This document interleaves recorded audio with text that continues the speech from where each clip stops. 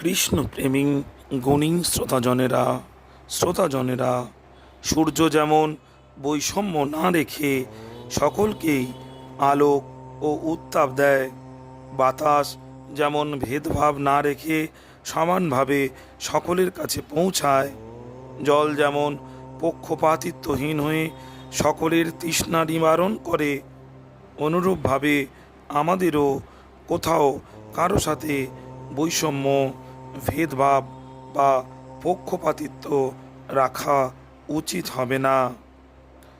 সমভাবাপন্ন হয়ে আমাদেরও কর্তব্য হবে সকলের সেবায় নিজেকে উৎসর্গ করা।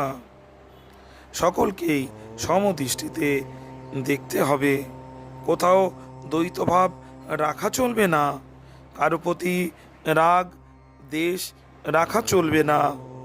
তবেই আসবে সাম্যবাদ এবং সমত্ব। গুণী শ্রোতাজনেরা, ভগবান তার সৃষ্টি রচনা করেছেন এই সমভাব নিয়েই।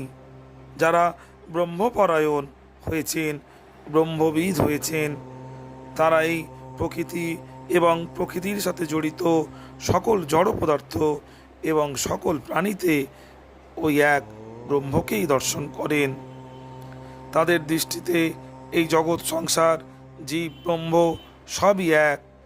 তাদের চোখে সকল কিছুই ব্রহ্মময়, এক ব্রহ্ম, ভিন্ন অপর কিছুই নেই।